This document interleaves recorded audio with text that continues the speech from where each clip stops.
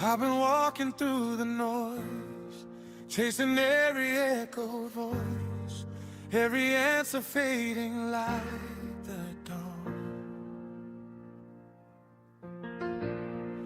I was reaching for the sky with 1,000 reasons why, but my heart was still so far from home.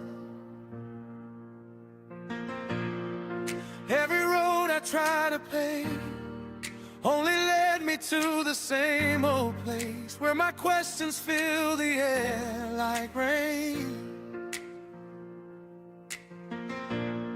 So I fell down to my knees, whispered through the quiet breeze, are you there? Will you explain? If you're the Alpha and Omega, beginning and the end, then you see the doubts inside me and the places I won't bend. So I'm coming to you, God, with my questions, not afraid of what the answers might be. Open up my heart like the heavens, let your word come alive in me. I don't want religion without reason.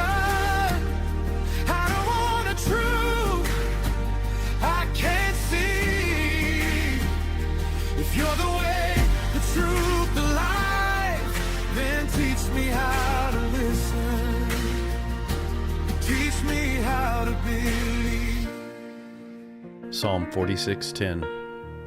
Be still and know that I am God. Speak and I will follow. Lead me into truth tonight.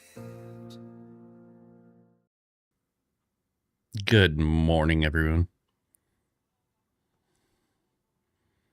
What's up, Albert? God bless you. Sheila, Penelope, Chris, Albert, God bless you guys. I'm glad you're here.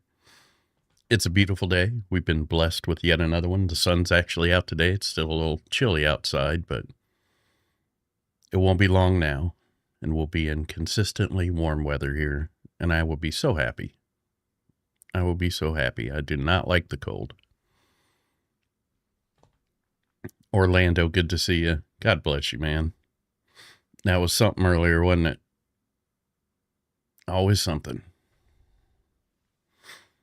All right. Yesterday we finished 1 Kings. And as Chris said, there's a lot of blood. There's going to be a lot of blood today. We already know. So, good morning, Stevie. God bless you, brother. I guess we may as well get into it. I will say, I will be glad to get to stuff like Proverbs, and maybe skip the blood for a little while. But it's all the book. It's all the scriptures. We got to read it all. So I will start this beautiful morning with starting 2 Kings. After the death, see, there we go. We are already on it. Of Ahab, Moab rebelled against Israel. Now Ahaziah fell through the lattice in his upper chamber in Samaria and lay sick.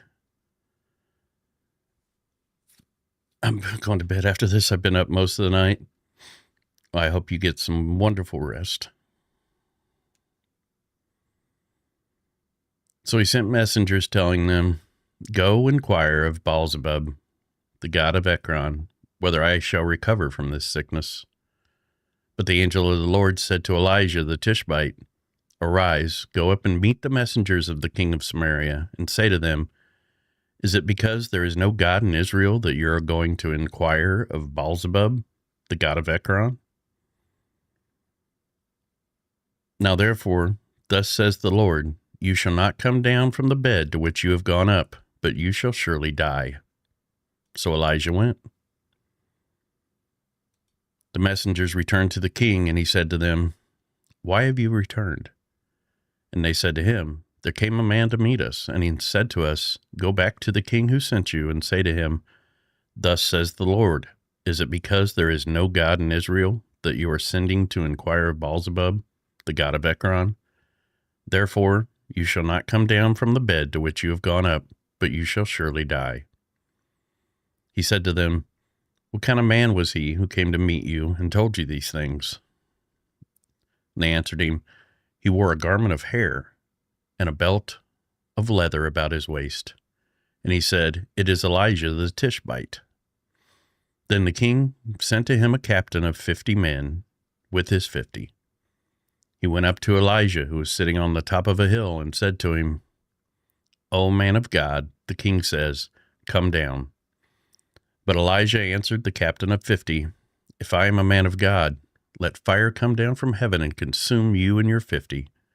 Then fire came down from heaven and consumed him and his 50. Boy, He wasn't playing. that escalated quickly. I mean, that really got out of hand fast. It jumped up a notch. It did, didn't it? Okay. Again, the king sent to him another captain of 50 men with his 50, and he answered and said to them, 'O man of God, this is the king's order. Come down quickly.' But Elijah answered them, 'If I am a man of God, let fire come down from heaven and consume you and your 50. Then the fire of God came down from heaven and consumed him and his 50. Again, the king sent the captain of a third 50 with his 50. And the third captain of 50 went up and came and fell on his knees before Elijah and entreated him, 'O man of God, please let my life and the life of these 50 servants of yours be precious in your sight.' Behold, fire came down from heaven and consumed the 2 former captains of 50 men with their 50s, but now let my life be precious in your sight." Then the angel of the Lord said to Elijah, Gotcha. "Go down with him. Do not be afraid of him." So he arose and went down with him to the king. Yeah, that was the definition of coming correctly. And said to him, "Thus says the Lord, because you have sent messengers to inquire of Baalzebub, the god of Ekron, is it because there is no God in Israel to inquire of his word? Therefore you shall not come down from the bed to which you have gone up, but you shall surely die." So he died, according to the word of the Lord that Elijah had spoken.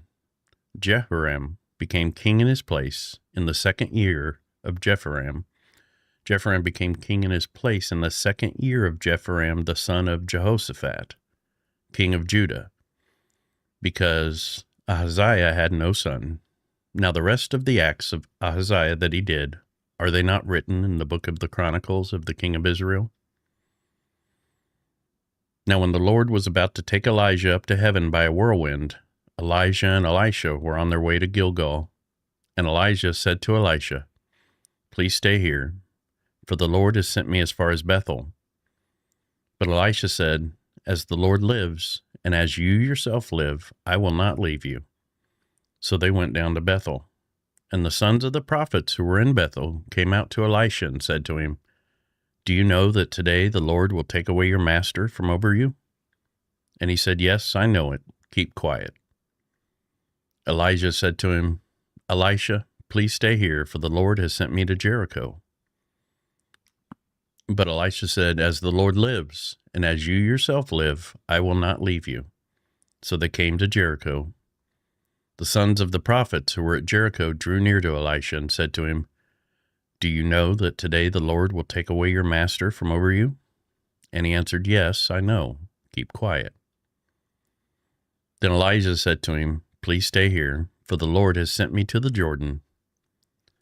But Elisha said, "As the Lord lives, and as you yourself live, I will not leave you." So the 2 of them went on. 50 men of the sons of the prophets also went and stood at some distance from them, as they both were standing by the Jordan. And Elijah took his cloak and rolled it up and struck the water, and the water was parted to one side and to the other, till the 2 of them could go over on dry ground. Good morning, Sharon. God bless you. When they had crossed, Elijah said to Elisha, "Ask what I shall do for you before I am taken from you." And Elisha said, "Please let there be a double portion of your spirit on me." And he said, "You have asked a hard thing, yet if you see me as I'm being taken from you, it shall be so for you.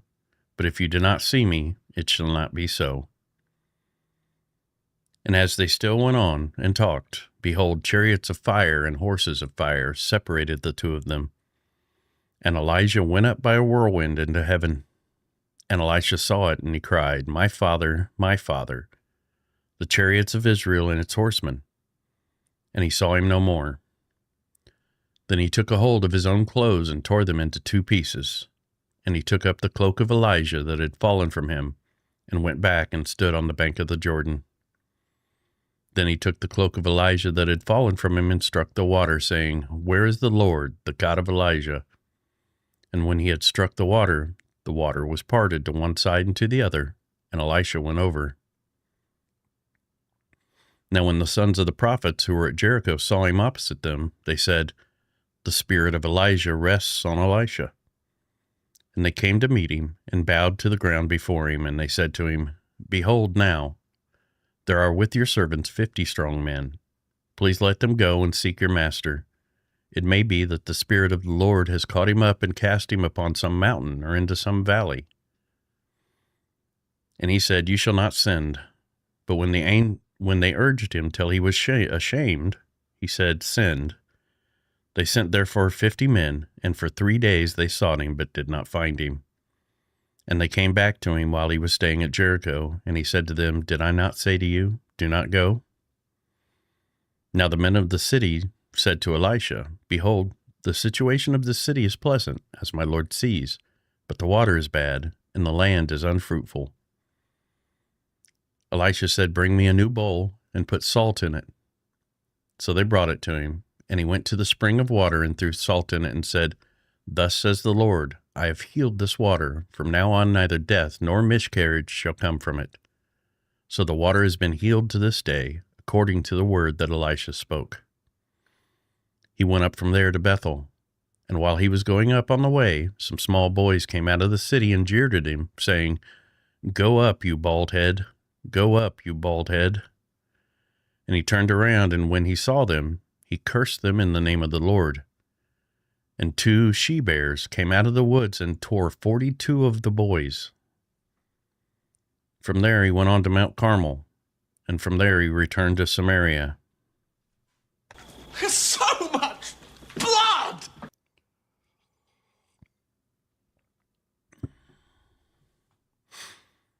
Okay.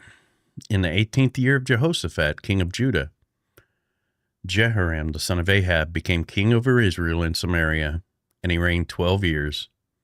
He did what was evil in the sight of the Lord, though not like his father and mother, for he put away the pillar of Baal that his father had made.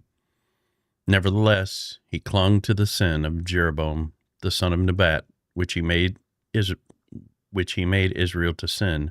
He did not depart from it. Now Mesha, king of Moab, was a sheep breeder, and he had to deliver to the king of Israel 100,000 lambs and the wool of 100,000 rams. But when Ahab died, the king of Moab rebelled against the king of Israel. So Jehoram marched out of Samaria at that time and mustered all Israel. And he went and sent word to Jehoshaphat, king of Judah, "The king of Moab has rebelled against me. Will you go with me to battle against Moab?" And he said, "I will go. I am as you are, my people as your people, my horses as your horses." Then he said, "By which way shall we march?" Jehoram answered, "By the way of the wilderness of Edom."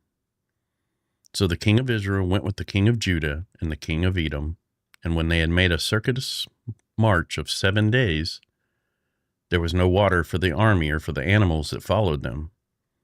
Then the king of Israel said, "Alas, the Lord has called these 3 kings to give them into the hand of Moab." And Jehoshaphat said, "Is there no prophet of the Lord here, through whom we may inquire of the Lord?"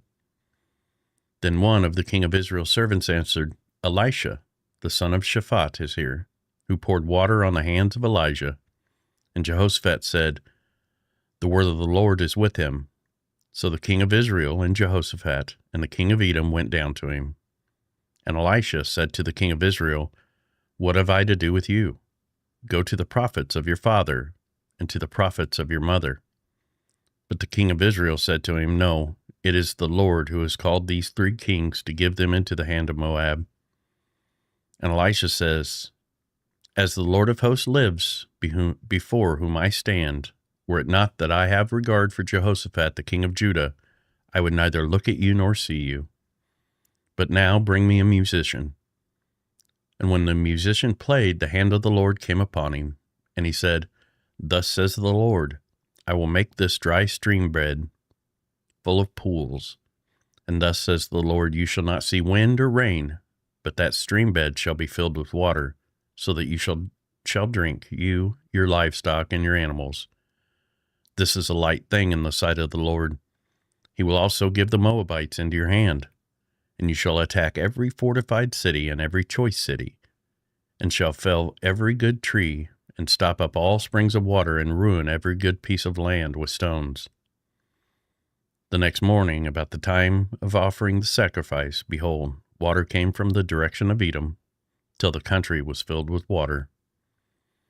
When all the Moabites heard that the king had come up to fight against them, all who were able put on armor, from the youngest to the oldest, were called out and were drawn up at the border.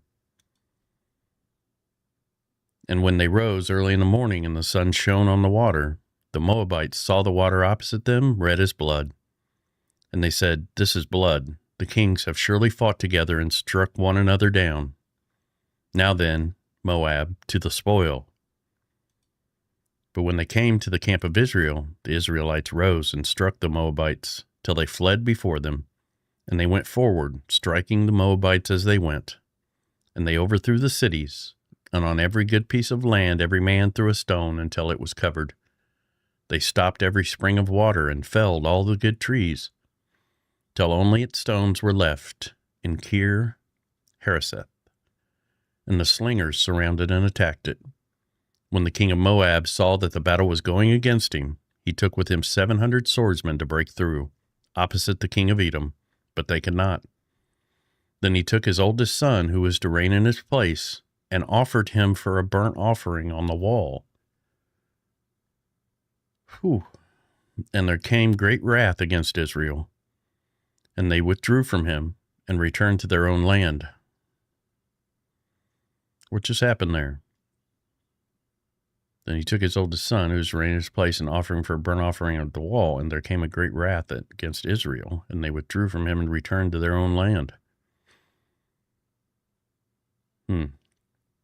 Now the wife of one of the sons of the prophets cried to Elisha, "Your servant, my husband, is dead, and you know that your servant feared the Lord, but the creditor has come to take my 2 children to be his slaves."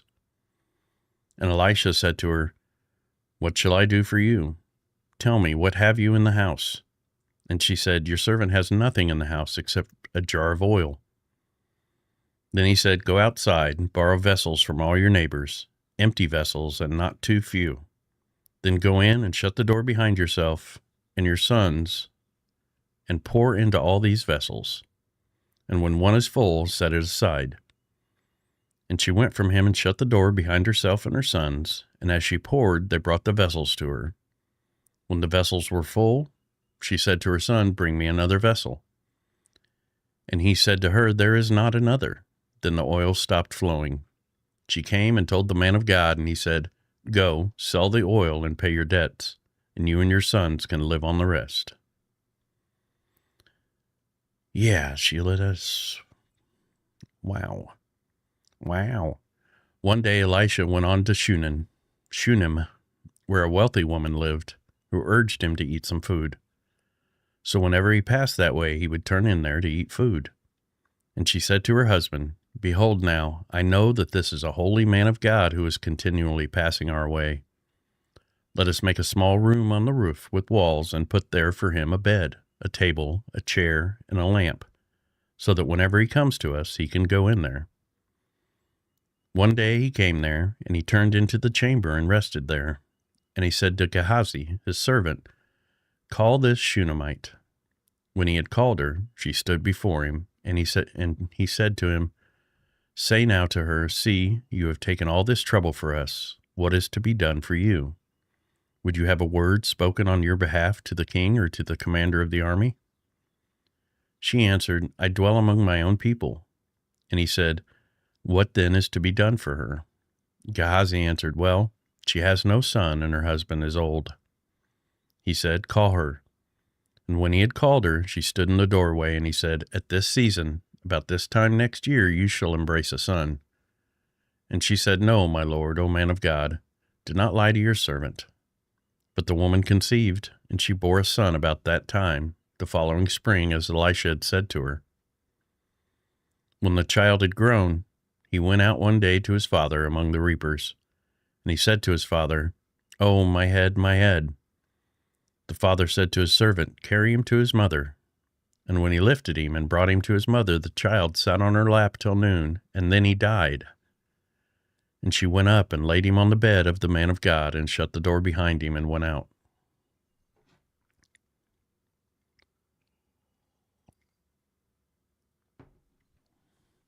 Then she called to her husband and said, "Send me one of the servants and one of the donkeys, that I may go quickly to the man of God and come back again." And he said, "Why will you go to him today? It is neither new moon nor Sabbath." She said, "All is well." Then she saddled the donkey, and she said to her servant, "Urge the animal on, do not slacken the pace for me unless I tell you." So she set out and came to the man of God at Mount Carmel. When the man of God saw her coming, he said to Gehazi his servant, "Look, there is the Shunammite. Run at once to meet her and say to her, 'Is all well with you? Is all well with your husband? Is all well with the child?'" And she answered, "All is well." And when she came to the mountain, to the man of God, she caught a hold of his feet, and Gehazi came to push her away. But the man of God said, "Leave her alone, for she is in bitter distress, and the Lord has hidden it from me and has not told me." Then she said, "Did I ask my Lord for a son? Did I not say, 'Do not deceive me'?" He said to Gehazi, "Tie up your garment and take my staff in your hand and go. If you meet anyone, do not greet him, if anyone greets you, do not reply. I lay my staff on the face of the child." Then the mother of the child said, "As the Lord lives, and as you yourself live, I will not leave you." So he arose and followed her. Gehazi went on ahead and laid the staff on the face of the child, but there was no sound or sign of life. Therefore he returned to meet him and told him, "The child has not awakened." When Elisha came into the house, he saw the child lying dead on his bed. So he went in and shut the door behind the two of them and prayed to the Lord. Then he went up and lay on the child, putting his mouth on his mouth, his eyes on his eyes, and his hands on his hands. And he stretched himself upon him. The flesh of the child became warm. Then he got up again and walked once back and forth in the house, and went up and stretched himself upon him. The child sneezed 7 times, and the child opened his eyes. Then he summoned Gehazi and said, "Call this Shunammite." So he called her, and when she came to him, he said, "Pick up your son." She came and fell at his feet, bowing to the ground. Then she picked up her son and went out.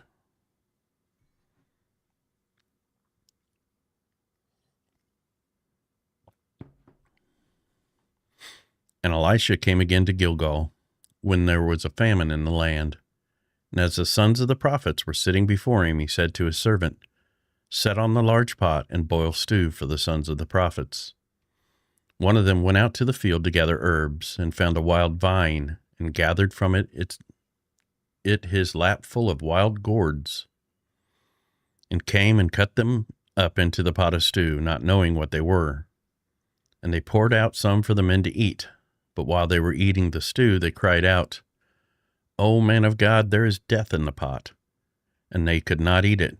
He said, "Then bring flour." And he threw it into the pot and said, "Pour some out for the men, that they may eat." And there was no harm in the pot. A man came from Baal Shalishah, bringing the man of God bread of the first fruits, 20 loaves of barley and fresh ears of grain in his sack. And Elisha said, Give to the men that they may eat. But his servant said, How can I set this before 100 men? So he repeated, Give them to the men, that they may eat. For thus says the Lord, Thou shalt eat, and have some left. So he set it before them, and they ate, and had some left, according to the word of the Lord. First chapter was a long one.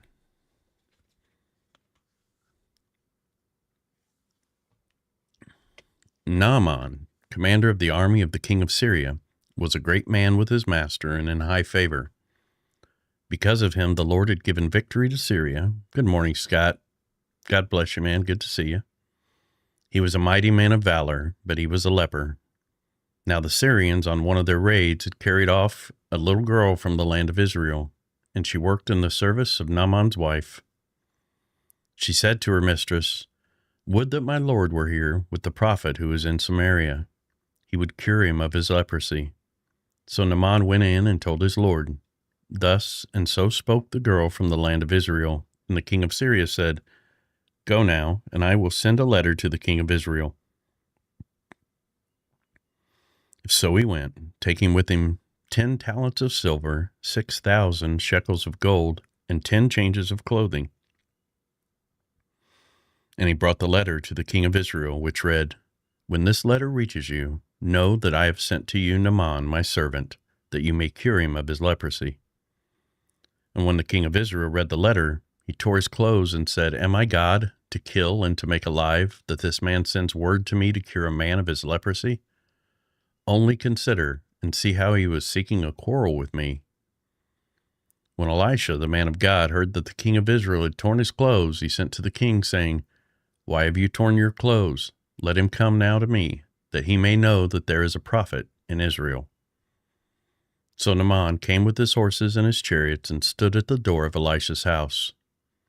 And Elisha sent a messenger to him, saying, Go and wash in the Jordan 7 times, and your flesh shall be restored, and you shall be clean. But Naaman was angry and went away, saying, Behold, I thought that he would surely come out to me and stand and call upon the name of the Lord his God, and wave his hand over the place and cure the leper. Are not Abana and Pharpar, the rivers of Damascus, better than all the waters of Israel? Could I not wash in them and be clean? So he turned away and went away in a rage. But his servants came near and said to him, My father, it is a great word the prophet has spoken to you. Will you not do it? Has he actually said to you, Wash and be clean? So he went down and dipped himself 7 times in the Jordan, according to the word of the man of God, and his flesh was restored like the flesh of a little child, and he was clean. Then he returned to the man of God, he and all his company, and he came out and stood before him. And he said, Behold, I know that there is no God in all the earth but in Israel, so accept now a present from your servant. But he said, As the Lord lives, before whom I stand, I will receive none. And he urged him to take it, but he refused. Then Naaman said, If not, please let there be given to your servant 2 mule loads of earth. From now on your servant will not offer a burnt offering or sacrifice to any god but the Lord. In this matter, may the Lord pardon your servant, when my master goes into the house of Rimmon to worship there, leaning on my arm, and I bow myself in the house of Rimmon. When I bow myself in the house of Rimmon, the Lord pardon your servant in this matter. He said to him, Go in peace. But when Naaman had gone from him a short distance, Gehazi, the servant of Elisha, the man of God, said, See, my master has spared this Naaman the Syrian, in not accepting from his hand what he brought. As the Lord lives, I will run after him and get something from him. So Gehazi followed Naaman, and when Naaman saw someone running after him, he got down from the chariot to meet him and said, Is all well? And he said, All is well. My master has sent me to say, There have just now come to me from the hill country of Ephraim 2 young men of the sons of the prophets. Please give them a talent of silver and 2 changes of clothing. And Naaman said, Be pleased to accept 2 talents. And he urged him, and tied up 2 talents of silver in 2 bags with 2 changes of clothing. And he laid them on 2 of his servants, and they carried them before Gehazi. And when he came to the hill, he took them from their hand and put them in the house. And he sent the men away, and they departed. He went in and stood before his master, and Elisha said to him, "Where have you been, Gehazi?" And he said, "Your servant went nowhere." "You're messing up, Gehazi." But he said to him, "Did not my heart go when the man turned from his chariot to meet you? Was it a time to accept money and garments, olive orchards and vineyards, sheep and oxen, male servants and female servants? Therefore the leprosy of Naaman shall cling to you and to your descendants forever." So he went out from his presence like a leper, like snow. Why would he do that? That was dumb. And then come back and lie. Say, "I didn't go anywhere. Don't know what you're talking about."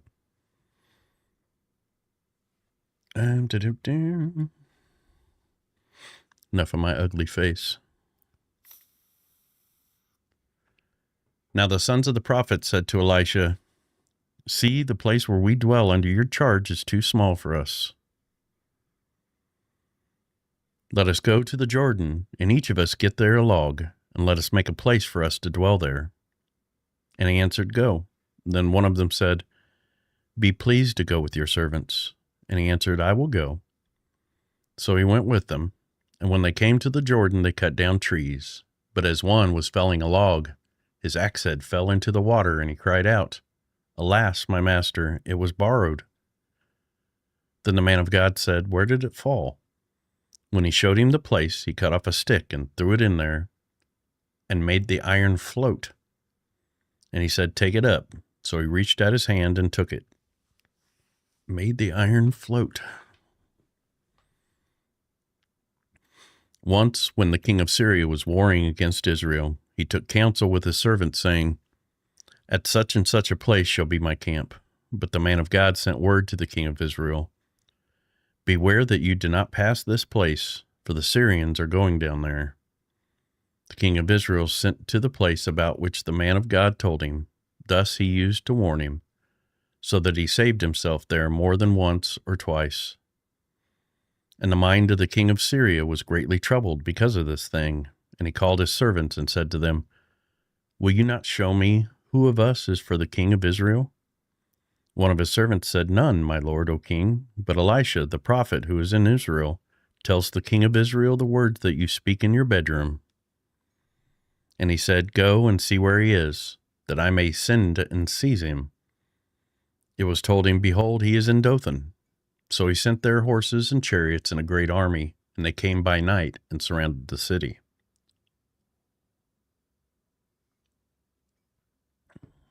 When the servant of the man of God rose early in the morning and went out, behold, an army with horses and chariots was all around the city.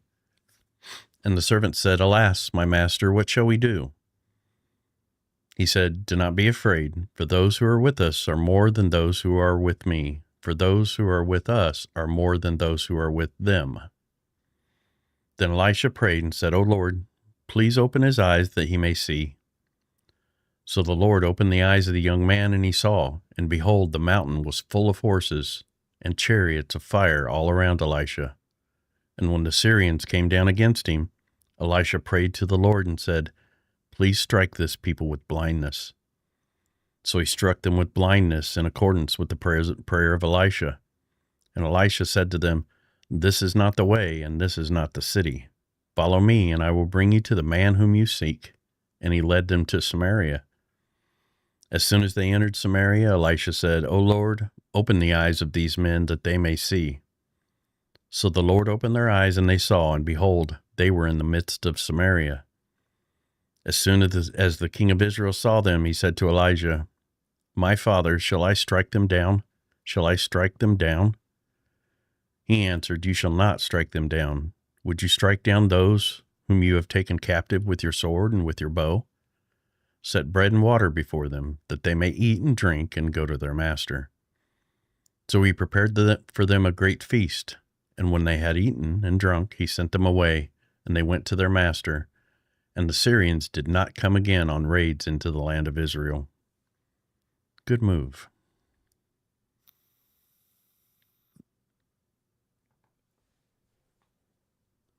Afterward, Ben-Hadad, king of Syria, mustered his entire army and went up and besieged Samaria. And there was a great famine in Samaria, as they besieged it, until a donkey's head was sold for 80 shekels of silver, and the fourth part of a cab of dove's dung for 5 shekels of silver. Now as the king of Israel was passing by on a wall, a woman cried out to him, saying, "Help, my lord, O king." And he said, "If the Lord will not help you, how shall I help you? From the threshing floor or from the winepress?" And the king asked her, "What is your trouble?" She answered, "This woman said to me, 'Give your son, that we may eat him today, and we will eat my son tomorrow.' So we boiled my son and ate him. And on the next day I said to her, 'Give your son, that we may eat him.' But she has hidden her son." Oh boy. When the king heard the words of the woman, he tore his clothes. Now he was passing by on the wall, and the people looked, and behold, he had sackcloth beneath on his body. And he said, "May God do so to me, and more also, if the head of Elisha the son of Shaphat remains on his shoulders today." Elisha was sitting in his house, and the elders were sitting with him. Now the king has dispatched a man from his presence. But before the messenger arrived, Elisha said to the elders, "Do you see how this murderer has sent to take off my head? Look, when the messenger comes, shut the door and hold the door fast against him. Is not the sound of his master's feet behind him?"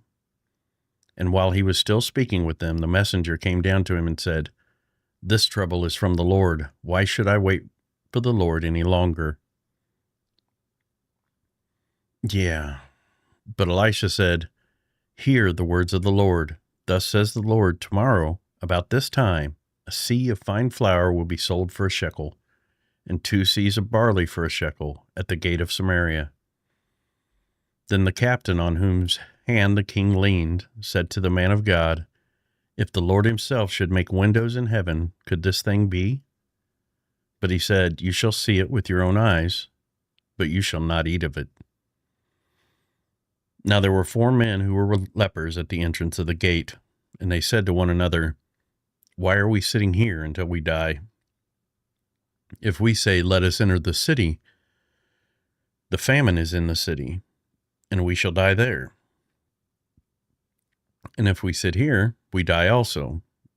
So now come, let us go over to the camp of the Syrians. If they spare our lives, we shall live, and if they kill us, we shall but die." So they arose at twilight to go to the camp of the Syrians. But when they came to the edge of the camp of the Syrians, behold, there was no one there. For the Lord had made the army of the Syrians hear the sound of chariots and of horses, the sound of a great army. So they said to one another, "Behold, the king of Israel has hired against us the kings of the Hittites and the kings of Egypt to come against us." So they fled away in the twilight and abandoned their tents, their horses, and their donkeys, leaving the camp as it was, and fled for their lives. And when these lepers came to the edge of the camp, they went into a tent and ate and drank, and they carried off silver and gold and clothing and went and hid them. Then they came back and entered another tent and carried off things from it and went and hid them. Then they said to one another, "We are not doing right. This day is a day of good news. If we are silent and wait until the morning light, punishment will overtake us. Now therefore come, let us go and tell the king's household." So they came and called to the gatekeepers of the city and told them, "We came to the camp of the Syrians, and behold, there was no one to be seen or heard, nothing but the horses tied and the donkeys tied and the tents as they were." Then the gatekeepers called out, and it was told within the king's household. And the king rose in the night and said to his servants, "I will tell you what the Syrians have done to us. They know that we are hungry. Therefore they have gone out of the camp to hide themselves in the open country, thinking, 'When they come out of the city, we shall take them alive and get into the city.'" And one of his servants said, Let some men take 5 of the remaining horses, seeing that those who are left here will fare like the whole multitudes of Israel who have already perished. Let us send and see. So they took 2 horsemen, and the king sent them after the army of the Syrians, saying, Go and see. So they went after them as far as the Jordan, and behold, all the way was littered with garments and equipment that the Syrians had thrown away in their haste. And the messengers returned and told the king. Then the people went out and plundered the camp of the Syrians. So a seah of fine flour was sold for a shekel, and 2 seahs of barley for a shekel, according to the word of the Lord. Now the king had appointed the captain on whose hand he leaned to have charge of the gate. And the people trampled him in the gate, so that he died, as the man of God had said when the king came down to him. For when the man of God had said to the king, 2 seahs of barley shall be sold for a shekel, and a seah of fine flour for a shekel, about this time tomorrow in the gate of Samaria, the captain had answered the man of God, If the Lord himself should make windows in heaven, could such a thing be? And he had said, You shall see it with your own eyes, but you shall not eat of it. And so it happened to him, for the people trampled him in the gate, and he died. Now Elisha had said to the woman whose son he had restored to life, Arise and depart with your household, and sojourn wherever you can, for the Lord has called for a famine, and it will come upon the land for 7 years. So the woman arose and did according to the word of the man of God. She went with her household and sojourned in the land of the Philistines 7 years. And at the end of the 7 years, when the woman returned from the land of the Philistines, she went out to appeal to the king for her house and her land. Now, when the king was talking with Gehazi, the servant of the man of God, saying, Tell me all the great things that Elisha has done. And while he was telling the king how Elisha had restored the dead to life, behold, the woman whose son he had restored to life appealed to the king for her house and her land. And Gehazi said, My lord, O king, here is the woman, and here is her son, whom Elisha restored to life. And when the king asked the woman, she told him.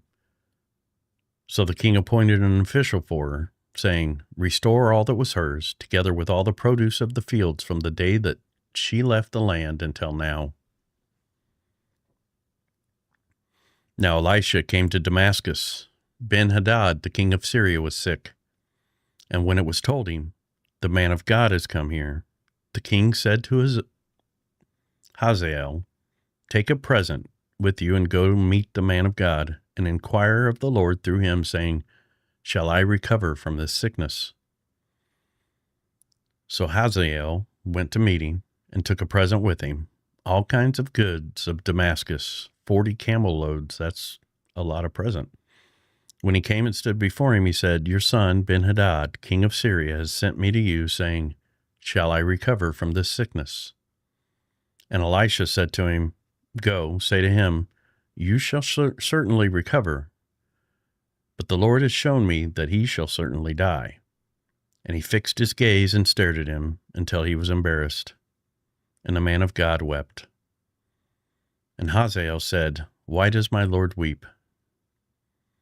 He answered, Because I know the evil that you will do to the people of Israel.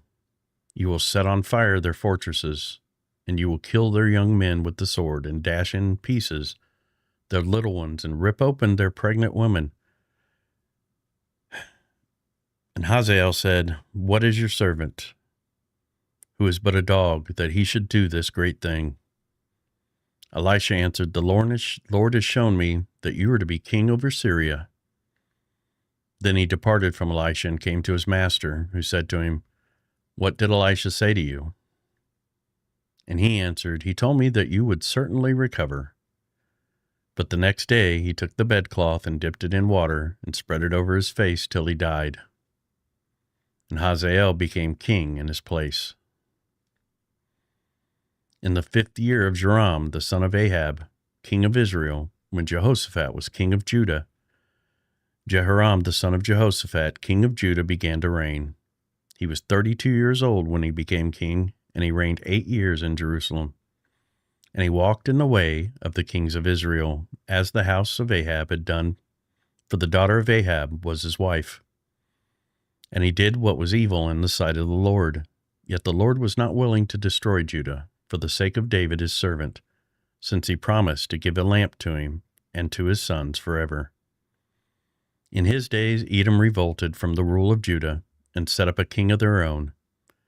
Then Joram passed over to Zair with all his chariots and rose by night, and he and his chariot commanders struck the Edomites who had surrounded him, but his army fled home. So Edom revolted from the rule of Judah to this day. Then Libnah revolted at the same time. Now the rest of the acts of Joram, and all that he did, are they not written in the book of the Chronicles of the kings of Judah? So Joram slept with his fathers and was buried with his fathers in the city of David. And Ahaziah his son reigned in his place. In the 12th year of Joram, the son of Ahab, king of Israel, Ahaziah, the son of Jehoram, king of Judah, began to reign.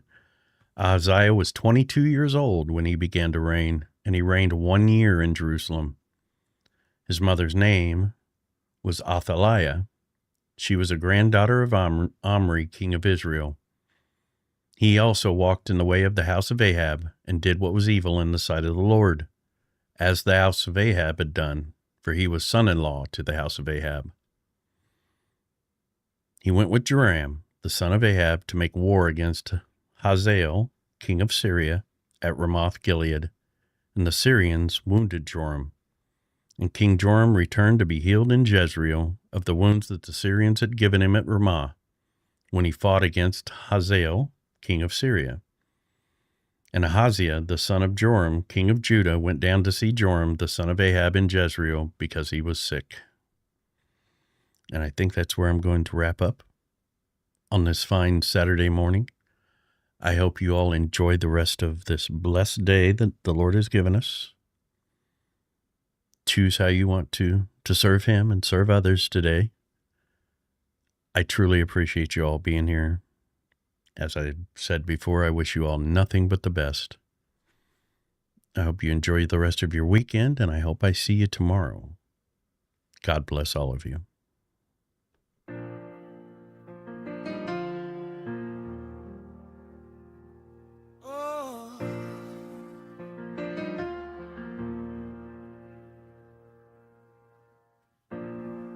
I've been walking through the noise, chasing every echoed voice, every answer fading like the dawn. I was reaching for the sky with 1,000 reasons why, but my heart was still so far from home. Every road I tried to pave only led me to the same old place, where my questions fill the air like rain.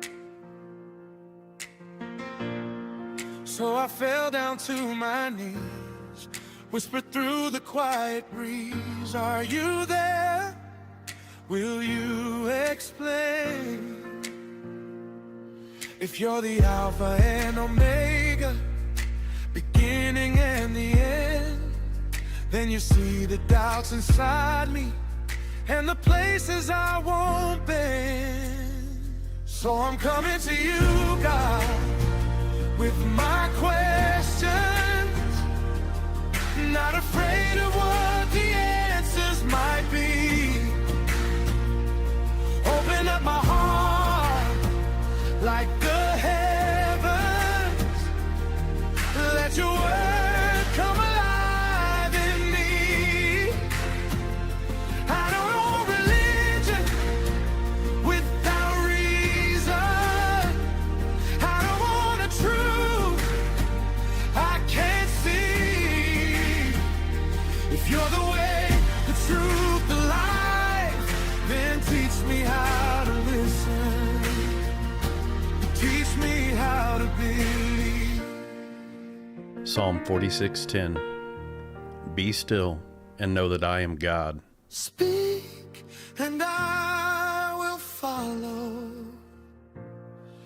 Lead me into truth. tonight.